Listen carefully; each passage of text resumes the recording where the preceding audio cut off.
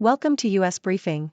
The content of the briefing includes: suspect in rapper Tupac Shakur's killing makes first court appearance in US. Hollywood striking actors, studios to meet on Friday. Google packs AI features into its new smartphones, smartwatch.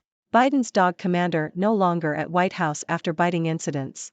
Trump campaign says he raised more than $45 million in third quarter, far surpassing DeSantis. Suspect in rapper Tupac Shakur's killing makes first court appearance in U.S. Al Jazeera.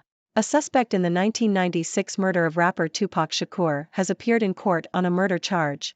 Dwayne "Kef" D. Davis has claimed involvement in the killing in interviews and a memoir. The murder is alleged to have been a result of rivalry between East Coast Bloods and West Coast Crips. In September 1996, Shakur was involved in a brawl with Davis's nephew in Las Vegas. As he was being driven afterwards, a white Cadillac pulled up next to Shakur's vehicle and shots were fired. Shakur died of his injuries a week later. Hollywood striking actors, studios to meet on Friday. Reuters. The SAG-AFTRA Actors Union and the Alliance of Motion Picture and Television Producers, AMPTP, will continue negotiations on Friday, after working internally over the weekend. Google packs AI features into its new smartphones, smartwatch. South China Morning Post. Google has launched its new Pixel 8 smartphones and a smartwatch that integrate its artificial intelligence, AI, technology more deeply into its consumer gadgets. The new Pixel smartphones feature Google's latest mobile processor, Tensor G3, which has more AI and machine learning capabilities. These AI features can help with photography, summarizing web pages, and blocking spam calls. The higher-end Pixel 8 Pro also has a thermometer app to measure body temperature. The Pixel 8 smartphones will be available from October 12, with prices starting at $699 for the Pixel 8 and $999 for the Pixel 8 Pro. Google also announced plans to add generative AI capabilities to its virtual assistant and launched the Google Pixel Watch 2, which starts at $349. Biden's dog Commander no longer at White House after biting incidents. The Toronto Star. President Joe Biden's dog, Commander, is no longer on the White House campus following a series of biting incidents involving White House staff and Secret Service officers. The First Lady's spokesperson stated that the safety of staff and those who protect them is a priority, and they are working on finding a solution. The spokesperson did not disclose the whereabouts of the dog. The statement comes after another allegation that Commander had bitten a White House staffer, which the First Lady's office denied, stating that the incident involved playing and no skin was broken. Trump campaign says he raised more than $45 million in third quarter, far surpassing DeSantis. The Toronto Star.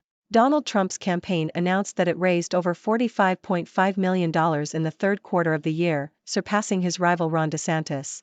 The Trump campaign ended September with over $37.5 million cash on hand, thanks to fundraising related to his legal challenges. In contrast, DeSantis reported raising $15 million during the same period.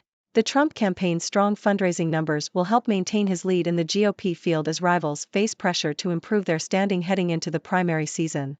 Voice cloning tech emerges in Sudan's civil war. BBC.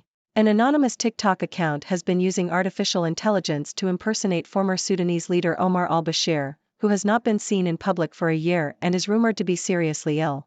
The account has received hundreds of thousands of views, in what experts say demonstrates the ability of new tools to quickly and cheaply distribute fake content through social media. The campaign, which uses voice conversion software to mimic Bashir's voice, has added a layer of uncertainty to Sudan, where fighting broke out earlier this year. Costs mount as migration-related delays stall trucks at U.S.-Mexico border. Reuters. Trucks attempting to enter the U.S. from Mexico have queued for miles amid delays related to record migration at the U.S.-Mexico border. Thousands of trucks have been stranded on the Mexican side of the border after U.S. authorities shut down crossings and imposed extra security checks amid an increase in migration. The auto transport group Canacar has expressed deep concern over Texas inspections of trucks crossing the border from Mexico, which it said had kept over $1.5 billion worth of goods from entering the U.S.